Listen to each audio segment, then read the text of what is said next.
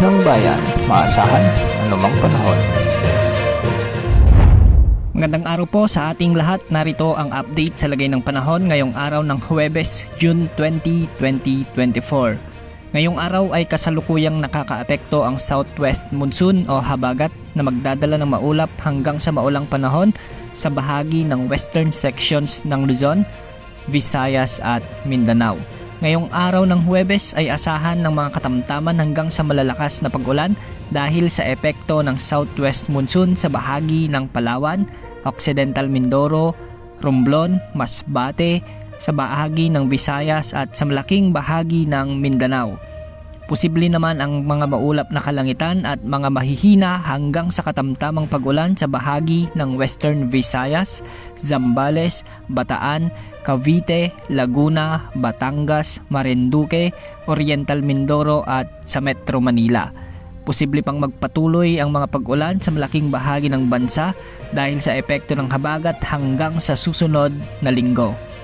Maraming lugar din ang posibleng makaranas ng mga mahihina hanggang sa minsan ay malalakas na pag-ulan dahil naman sa epekto ng localized thunderstorms, lalo na sa Ilocos Region, Cordillera Administrative Region, Aurora, Central Luzon, sa bahagi ng Nueva Ecija, Tarlac, Pampanga, Bulacan, Zambales, ilang bahagi ng Cagayan Valley at ilang bahagi ng Southern Luzon.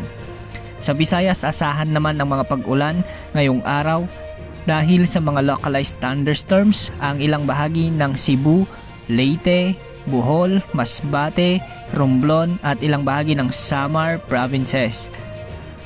Magiging maulap naman na may kalat-kalat na pagbugso ng ulan ang mararanasan sa halos buong Mindanao dahil pa rin sa epekto ng habagat at localized thunderstorms. Kaya asahan ang mas makararanas ng katamtaman hanggang sa malalakas na ulan ang mga probinsya ng Davao de Oro, Cotabato, Surigao del Sur at Davao Oriental. Samantala, ang kumpol ng kaulapan o cloud cluster naman na minomonitor natin ng ilang araw na ay nagbabadya ng tumawid sa bansa sa mga susunod na oras o araw. Sa kasalukuyan ay malapit na ito sa kalupaan ng Visayas at Mindanao. Sa susunod na 24 oras ay mababa pa naman ang tsansa nitong lumakas bilang ganap na bagyo. Ngunit hindi man ito maging ganap na bagyo, ang pinagsamang epekto ng low pressure area na ito o posibleng low pressure area na ito at mahinang habagat ang patuloy na magdadala ng mga pag-ulan o thunderstorms sa halos buong Visayas at Mindanao.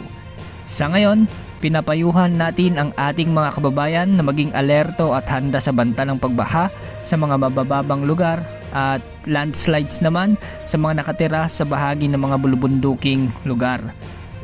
Sa ngayon, wala ring nakataas na gale warning sa mga karagatang sakop ng bansa, kaya malaya ang mga mangingisda at may maliliit na sasakyang pandagat na pumalaot sa mga karagatang sakop ng ating bansa. Yan ang update sa lagay ng panahon. Mag-ingat po tayong lahat. Ito po ang weather update ng bayan, maaasahan anumang panahon.